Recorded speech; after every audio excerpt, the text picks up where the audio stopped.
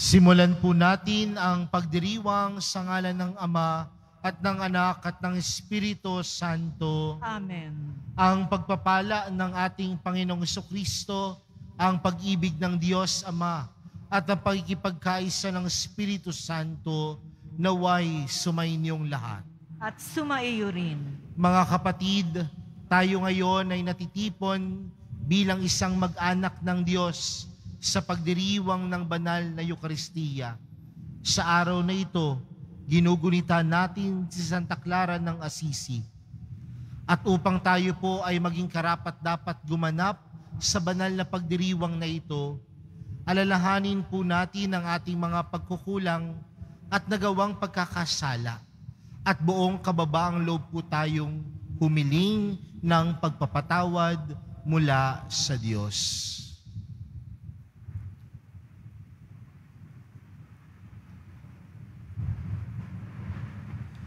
Sinugong tagapagpagaling sa mga nagsisisi, Panginoon, kaawaan mo kami. Panginoon, kaawaan mo kami. Dumating na tagapag-anyayang mga makasalanan ay magsisi, Kristo, kaawaan mo kami. Kristo, kaawaan mo kami. Nakaluklok ka sa kanan ng Diyos Ama para ipamagitan kami. Panginoon, kaawaan mo kami. Panginoon, kaawaan mo kami. Kaawaan tayo ng makapangyarihang Diyos, patawarin tayo sa ating mga kasalanan, at patnubayan tayo sa buhay na walang hanggan. Amen. Manalangin tayo.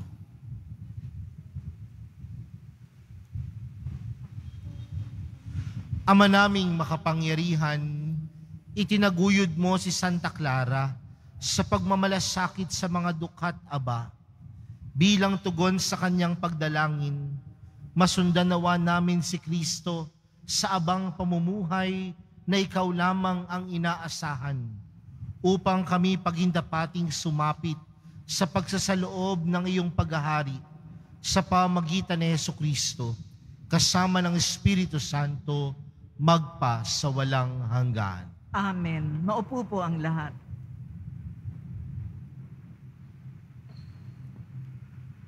Pagbasa mula sa aklat ng Deuteronomio.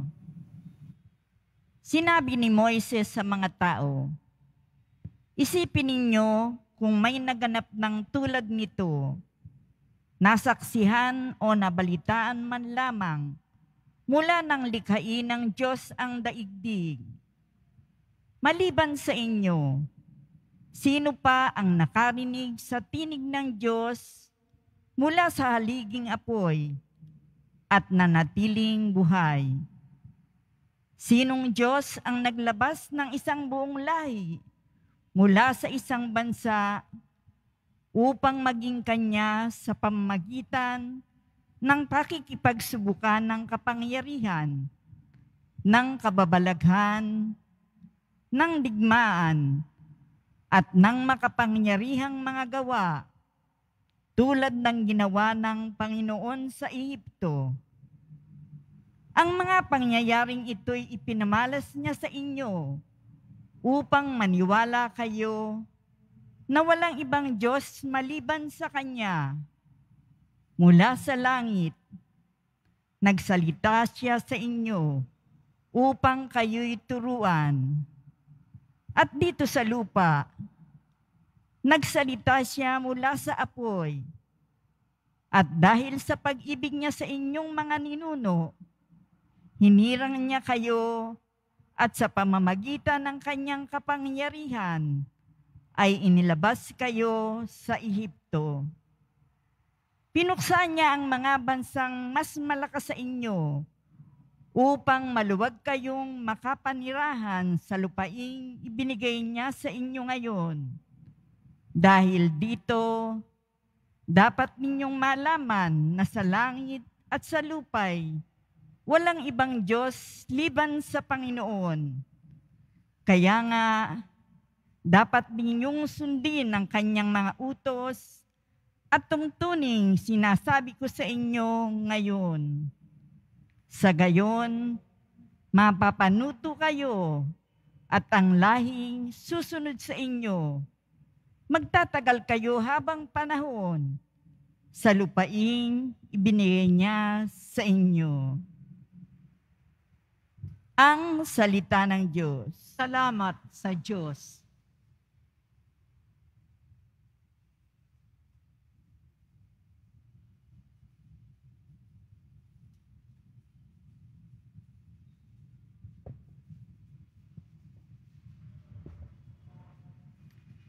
Sa lahat ng ginawa mo, magbubulay-bulay ako. Sa lahat ng ginawa mo, magbubulay-bulay ako. Kaya aking babalikang gunitain ang ginawa. Ang maraming ginawa mong tunay na kahanga-hanga. Sa lahat ng ginawa mo, ako'y magbubulay-bulay. Magbubulay-bulay ako sa diwa ko at isipan. Sa lahat ng ginawa mo, magbubulay-bulay ako. Sa daan mo, Panginoon, ay tunay na daang banal. At wala ng ibang Diyos na sa iyo'y ipapantay. Ikaw ang Diyos na ang gawa'y tunay na kahanga-hanga. Iyang kadakilaan mo'y nahayag na sa nilikha. Sa lahat ng ginawa mo, magbubulay-bulay ako. Dahilan sa iyong lakas, mga hirang mo'y tinubos. Ang lahat ng mga angkan ni Jose at ni Jacob. Ikaw, O Diyos, ang nanguna sa bayan mong parang kawan. Si Moises at Aaron, yaong inyong naging kamay. Sa lahat ng ginawa mo, magbubulay-bulay ako. Tumayo na po ang lahat.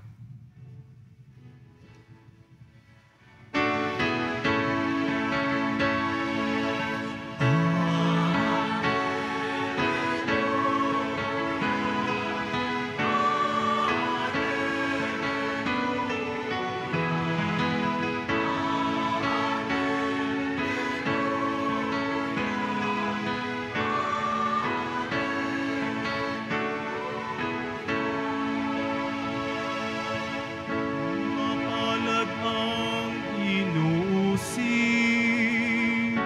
sa gawang puspos ng bangkit, pagkat may kakamtang langit.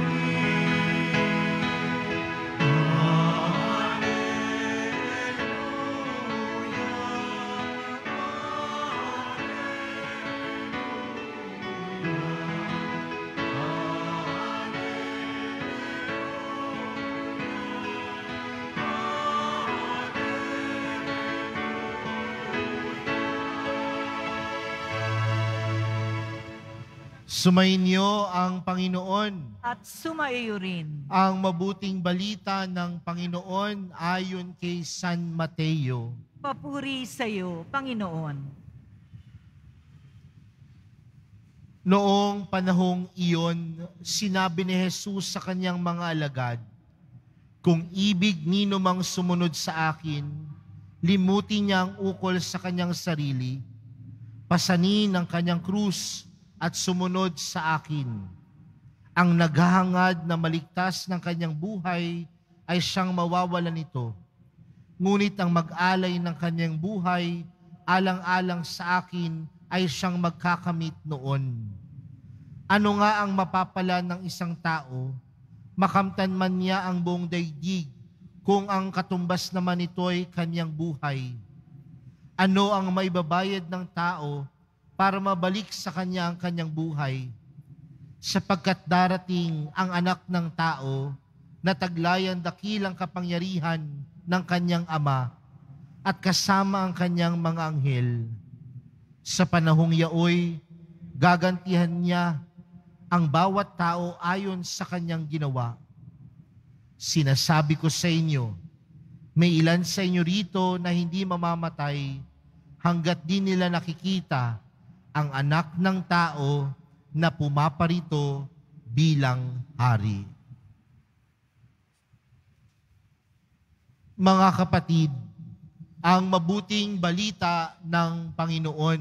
Inupuri ka namin, Panginoong Heso Kristo. Maupo po ang lahat.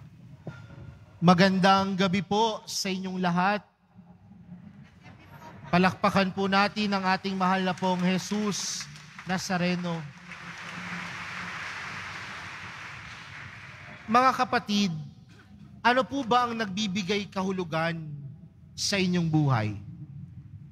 Kapag meron pong isang taong nagtanong sa iyo sa mga oras na ito, ano po ba ang nagbibigay ng kahulugan sa inyong buhay? Ano kaya ang maisasagot natin? Marahil sasabihin ng ilan, Father, madami. Una po sa lahat, ang kahulugan ho ng buhay ko ay ang pagiging ama sa aking pamilya. Ang kahulugan ng buhay ko sa mga oras na ito ay meron ho akong maayos at magandang trabaho. Ang kahulugan ng buhay ko sa mga oras na ito ay meron po akong kayamanan. Meron po akong hanap buhay. Meron po akong maraming pera.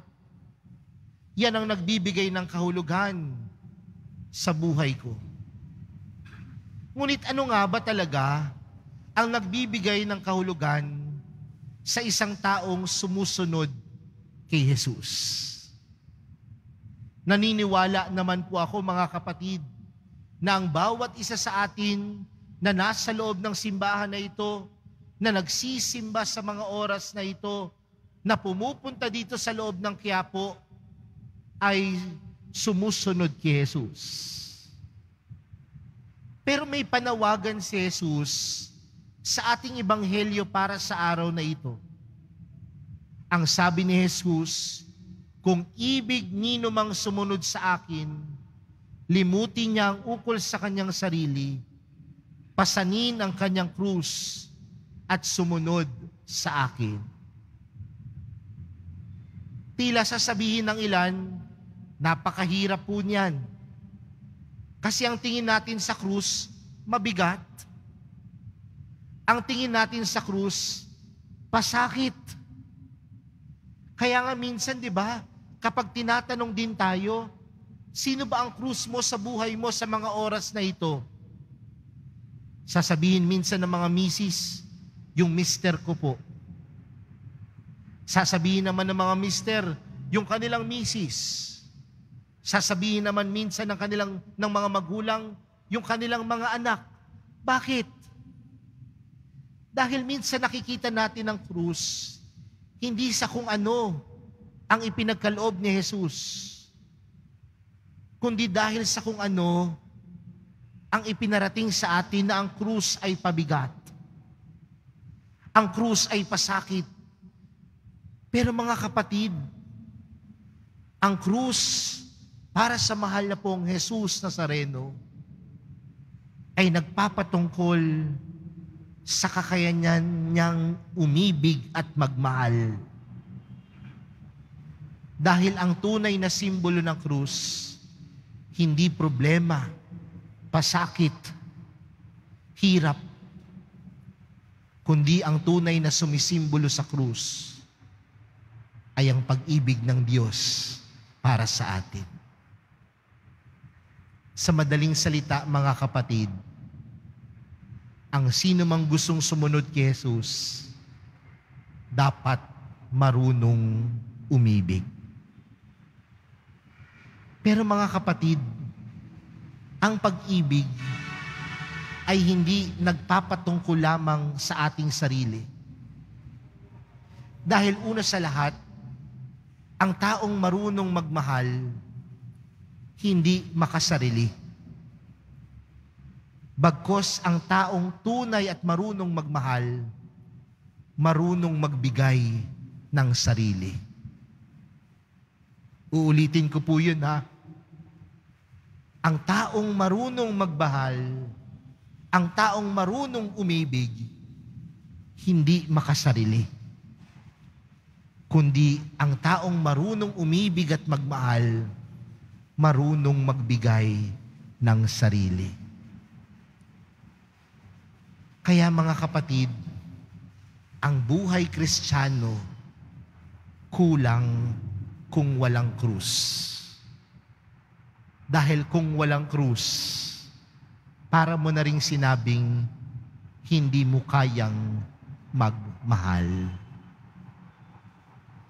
Kaya mga kapatid, bilang isang Kristiyano, bilang isang mga deboto ng mahal na pong Jesus Nazareno, ang panawagan sa atin sa araw na ito, pasanin ang krus. Bitbitin ang krus. Hindi dahil puno ng pighati ang buhay natin, hindi dahil puno ng problema ang buhay natin, kundi ang pagpasan at pagbitbit ng krus ay ang paggaya natin sa mahal na pong Jesus Nazareno sa kanyang pag-ibig para sa atin. Kaya nga mga kapatid, tandaan natin, ano ba ang ipinagkaloob ng mahal na pong Jesus Nazareno? Ipinagkaloob niya ang kanyang buhay. Ipinagkaloob niya ang kanyang buong sarili. Bakit? Dahil marunong siyang, dahil yun ang tunay na kahulugan ng kanyang buhay. Ang magmahal at umibig. Kaya mga kapatid, kapag tinanong natin ng isang deboto ng mahal na pong Jesus Nazareno, ano ang kahulugan ng iyong buhay? Huwag mo lang sabihin na pumupunta ka sa simbahan ng Quiapo tuwing Biyernes. Huwag mo lang sabihin na humahawa ka sa maimahe ng mahal na pong Jesus Nazareno. Kundi ang tunay na kahulugan ng iyong buhay ay kaya mong magmahal kagaya ni Kristo. Uulitin ko po, ang tunay na marunong magmahal at umibig, hindi makasarili. Ngunit ang tunay na marunong magmahal at umibig ay yung handang ipagkaloob ang buong sarili. Mga kapatid, lahat tayo ay sumusunod kay Jesus. Pasanin ang krus at maging mapagmahal kagaya ng mahal na pong Jesus Nazareno. Amen.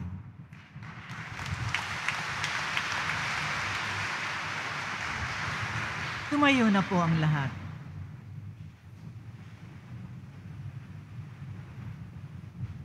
Minamahal kong mga kapatid, sa pamagitan ng paglimot sa sarili, pinapasa natin ang ating krus sa araw-araw na pagsunod sa yapak ng ating Panginoon. Manalangin tayo upang mapawi ang pagiging makasarili na naghihiwalay sa atin sa Diyos. Ang ating panalangin, makapangyarihang Diyos, bigyan mo kami ng kapangyarihan. Makapangyarihang Diyos, bigyan mo kami ng kapangyarihan. Ang Santo Papa at mga obispo, naway pasanin ang kanilang krus na pastoral na mapagkalingan at tungkulin na walang makasariling sakripisyo. Manalangin tayo. Makapangyarihang Diyos, bigyan mo kami ng kapangyarihan. Ang lahat na tumatanggap na mabigat na tungkulin publiko, naway lumago sa pag-ibig ng Diyos sa pamamagitan ng kanilang responsable, totoo at malinis sa pagsasagawa ng kanilang mga tungkulin. Manalangin tayo. Makapangyarihang Diyos, bigyan mo kami ng kapangyarihan. Buong puso nawa nating suportahan ang pagsulong ng katotohanan at laban sa pagtulong na impluwensya ng kasamaan. Manalangin tayo. Makapangyarihang Diyos, bigyan mo kami ng kapangyarihan. Ang mga biktima ng opresyon, naway magtamo ng katarungan, kalayaan at kapayapaan. Manalangin tayo. Amang makapangyarihang Diyos, bigyan mo kami ng kapangyarihan. Ang mga nagdurusa at namatay para sa pananampalataya, naway umani ng makalangit at gantimpala. Manalangin tayo. Makapangyarihang Diyos, bigyan mo kami ng kapangyarihan. Sa katahimikan po ng ating mga puso, ilapit po natin sa mahal na pong Jesus Nazareno ang ating mga pansariling panalangin gayon din ang mga taong humiling ng ating mga dasal.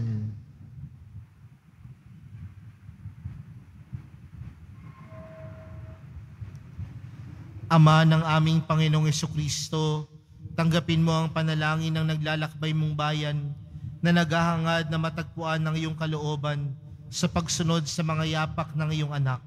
Siya na nabubuhay at naghahari, kasama mo at ng Espiritu Santo, magpa sa walang hanggan. Amen. Maupo po ang lahat.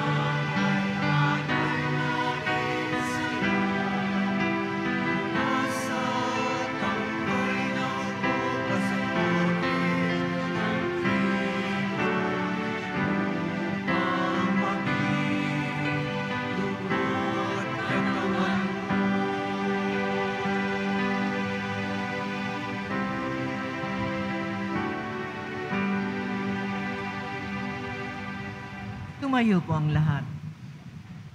Manalangin kayo mga kapatid upang ang paghahain natin ay kalugdan ng Diyos amang makapangyarihan. Tanggapin nawa ng Panginoon itong paghahain sa iyong mga kamay, sa kapurihan niya at karangalan, sa ating kapakinabangan at sa buong sambayanan niyang banal. Ama naming lumikha, makapakinabang nawa kami sa idinulot na bunga ng aming paghahain, upang katulad ng huwara naming si Santa Clara, kaming dinadalisay nito sa dating pamumuhay, ay umuunlad nawa sa pagkamit ng buhay mong bigay. Sa pamamagitan ni Jesucristo, kasama ng Espiritu Santo, magpa sa walang hanggan. Amen. Sumainyo ang Panginoon. At sumaiyo rin. Itaas sa Diyos ang inyong puso at diwa. Inaas na namin sa Panginoon. Pasalamatan natin ang Panginoong ating Diyos. Karapat na siya ay pasalamatan. Ama naming makapangyarihan, tunay ngang marapat na ikaw ay aming pasalamatan.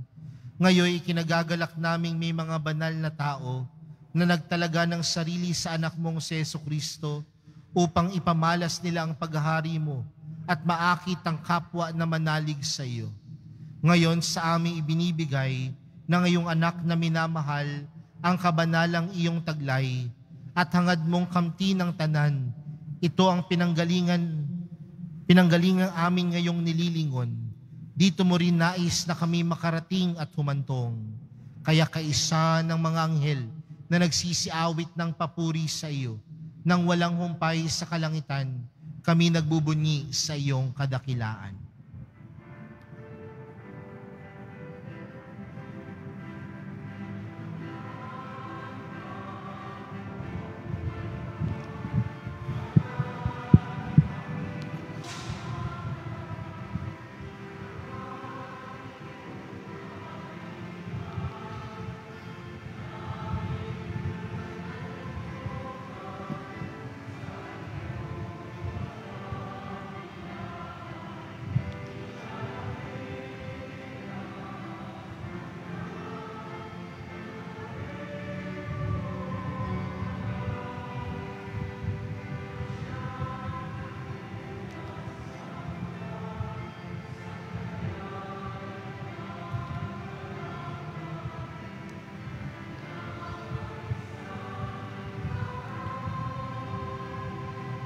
Tumuhod po ang lahat.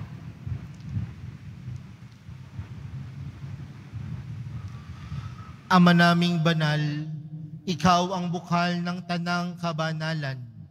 Kaya't sa pamagitan ng iyong Espiritu, gawin mong banal ang kaloob na ito upang para sa aming maging katawan at dugo ng aming Panginoong Hesukristo.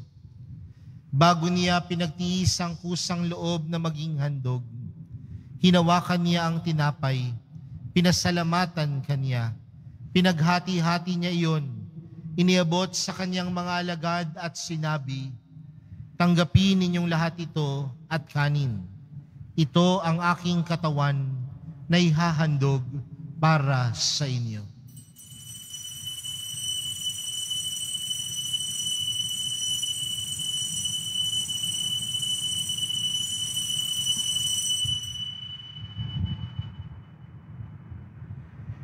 Gayon din naman noong matapos ang hapunan, hinawakan niya ang kalis, muli kanyang pinasalamatan.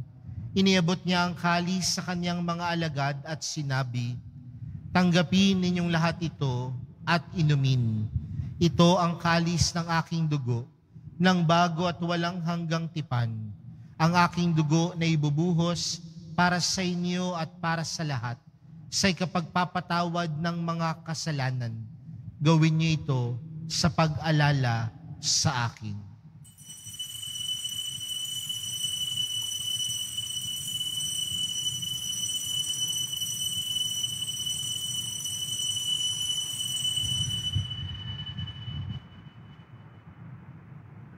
Tumayo po ang lahat. Ipagbunyi natin ang misteryo ng pananampalataya. Kristo'y namatay, si Kristo'y nabuhay, si Kristo'y babalik sa wakas ng panahon. Ama, ginagawa namin ngayon ang pag-alala sa pagkamatay at muling pagkabuhay ng iyong anak. Kaya't inaalay namin sa iyo ang tinapay na nagbibigay buhay at ang kalis na nagkakaloob ng kaligtasan. Kami nagpapasalamat dahil kami iyong minarapat na tumayo sa harap mo para maglingkod sa iyo. Isinasamo namin kaming magsasalo-salo sa katawan at dugo ni Kristo ay mabuklod sa pagkakaisa sa pamamagitan ng Espiritu Santo. Ama, lingapin mo ang iyong simbahang laganap sa buong daigdig. Puspusin mo kami sa pag-ibig. Kaysa ni Francisco na aming Papa at ni Jose na aming Obispo at ng Tanang Kaparian.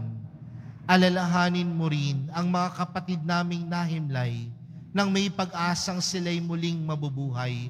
Gayon din ang lahat ng mga pumanaw. Kaawaan mo sila at patuloyin sa iyong kaliwanagan. Kaawaan mo at pagindapatin kaming lahat na makasalo sa iyong buhay na walang wakas. Kaysa ng mahal na Birheng Maria na ina ng Diyos, ng kabiyak ng puso niyang si San Jose, kaysa ng mga apostol at ng lahat ng mga banal na namuhay dito sa daigdig ng kalugod-lugod sa iyo.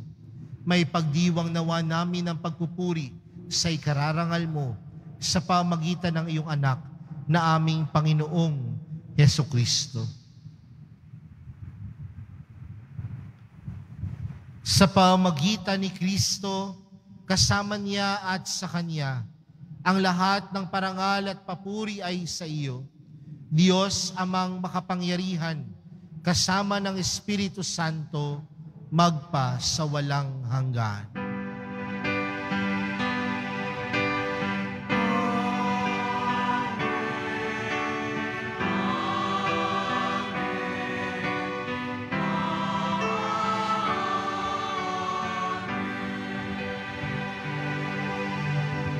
Awitin po natin ang panalangin itinuro sa atin ni Jesus.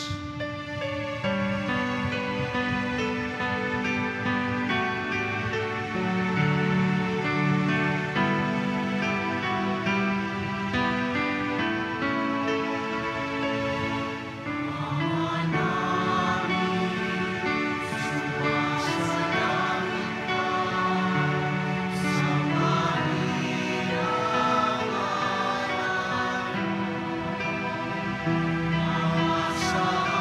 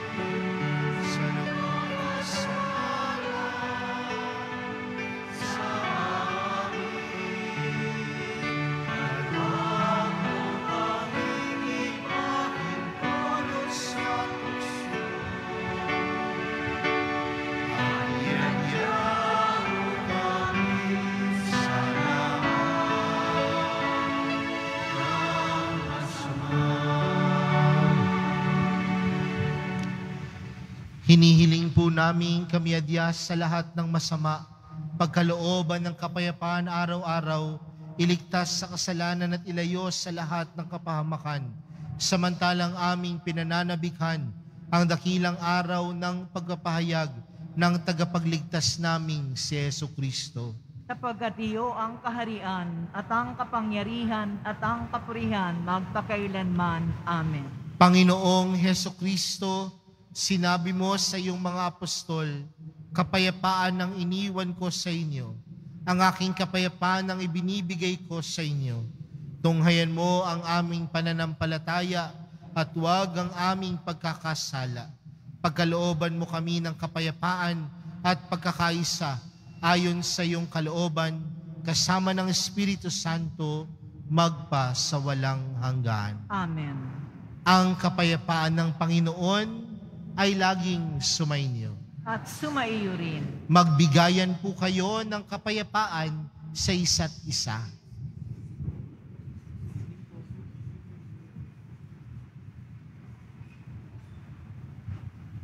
Kordero ng Diyos na nag-aalis ng mga kasalanan ng sanglibutan, maawa ka sa amin.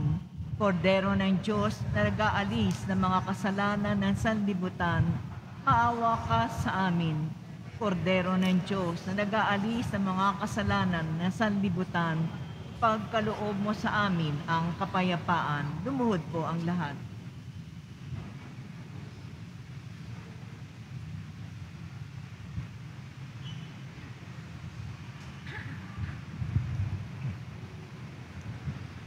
Mga kapatid, narito po si Jesus, ang Diyos ng pag-ibig. Siya ang kordero ng Diyos, siya ang nag-aalis ng kasalanan ng sanlibutan. Mapalad ang mga inaaniyahan sa kanyang piging. Panginoon, Hindi ako karapat-dapat na magpatuloy sa iyo, ngunit sa isang salita mo lamang ay gagaling na ako.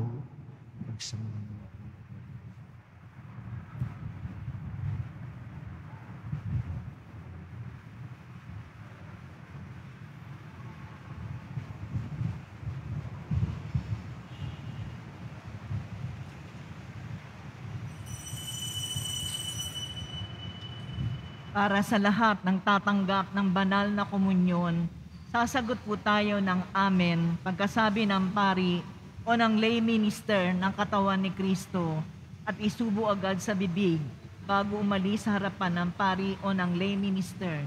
Sumunod po tayo. Maraming salamat po.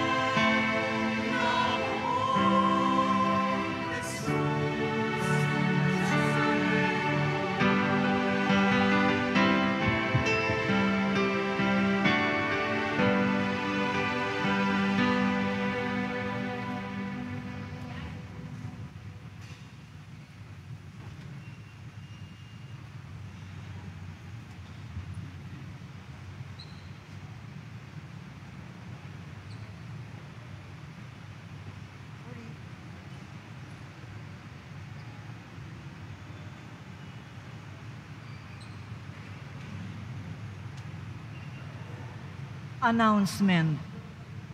Ang lahat po ay inaanyayahan, lalo na po ang mga ministry, HDN at Marian Group at mandated organization ng ating simbahan sa darating na August 15, 2023, Martes, dakilang kapistahan ng pag-aakyat sa langit na mahal na Birheng Maria at kaalinsabay nito ang kapistahan ng Nuestra Señora de la Buena Hora. Ang maringal na misa ay sa ganap na alas 12:15 ng tanghali at 5:05 ng hapon na susundan ng prosesyon. Makiisa po tayo. Pinagbibigay alam po sa lahat na ang pahalik sa likod ng altar ng imahen ng Poong Nazareno ay pansamantala munang isasara sa kadahilanan na magbibigay daan sa mga gagawing paglilinis at pagsasaayos ng paglalagyan ng imahen. Kaugnay nito, patuloy pa rin naman po ang pahalik sa imahen ng Nazareno sa Benedict Building sa Evangelista Street po ang pasukan. Pagkatapos ng misa, wiwisikan po ang lahat ng banal na tubig. Pinakikiusapan ng lahat na manatili lamang muna sa inyong mga lugar. Tanging sa Quezon Boulevard o sa Plaza San Juan lamang ang labasan ng lahat. Sumunod po tayo. Maraming salamat po sa inyong pagdalaw at pagsisimba sa Basilica Menor at Pambansang Dambana ni Jesus Nazareno. Tumayo na po ang lahat. Manalangin tayo. Ama naming mapagmahal, pakundangan sa katawat dugo ng aming tinanggap, huwag mong ipahintulot na kami sa kasamaan masadlak. Sa halip, pakundangan kay Santa Clara, umunlad nawa kami sa pag-ibig na wagas araw-araw, at makaharap nawa kami sa iyo sa langit kailanman. Sa pamamagitan ni Hesukristo, kasama ng Espiritu Santo, magpa sa walang hanggan. Amen. Sumainyo ang Panginoon. At sumaiyo rin.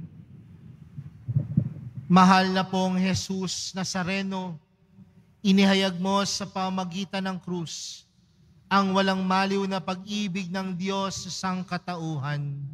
Pakinggan mo ang kahilingan ng iyong angkan na nagsusumamos sa iyo. Makamtan nawa nila ang iyong katugunan at tanggapin ang kasagutan na may utang na loob na tinatanaw. Basbasan din po ninyo ang mga daladala nilang mga imahen at dasalan.